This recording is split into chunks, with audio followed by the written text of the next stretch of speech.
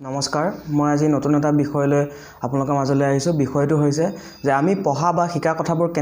কেনেদৰে আমি বেছি দিনলৈ মনত ৰখাব পাৰি সেই বিষয়ে মই আলোচনা কৰিব বিচাৰিছো প্ৰথম টিপছটো হৈছে আপুনি আনক শিকাব লাগিব আপুনি নিজে পঢ়া যিখিনি শিকিলে বা যিখিনি কথা জানিলে বা যিখিনি কিতাপৰ পৰা শিকিলে সেই কথাখিনি যদি আপুনি আনক শিকায় তেতিয়া হলে আপোনাৰ সেই শিকা কথাখিনি বহুত দিনলৈকে মনত থাকিব এটো হৈছে প্ৰথম টিপছ তাৰপিছত দ্বিতীয় টিপছটো হৈছে যিবোৰ কথা আমি কিতাপত পঢ়া কথাবোৰ বা কিতাপৰ কথা বা আমাৰ কোৰ্সৰ কিছুমান কথা আমাৰ সহজে মনত ৰয় আৰু আন কিছুমান আমাৰ মনত ৰবলৈ কিছু সময় লাগে বা কিছুমান জটিল বস্তু আমাক সহজে মগজুৱে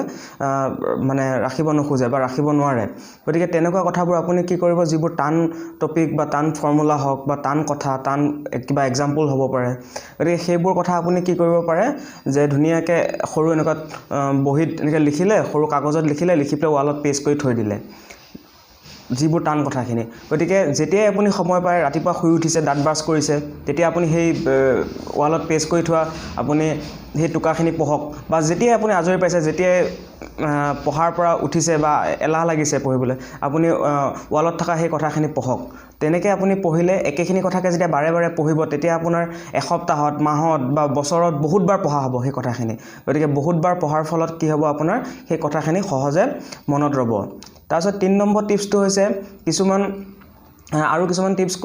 কথা ক'ব পাৰি যে আজিকালি আমাৰ প্ৰত্যেকৰে হাতে হাতে কি থাকে এন্ড্ৰইড মোবাইল ফোন আছে গতিকে আপুনি পঢ়াবোৰ যিবোৰ কথা টান বা মনত নৰয় সহজে গতিকে সেই পঢ়াবোৰ আপুনি নিজে ধুনীয়াকৈ ভয়েস ৰেকৰ্ডিং কৰক ভয়েস ৰেকৰ্ডিং কৰি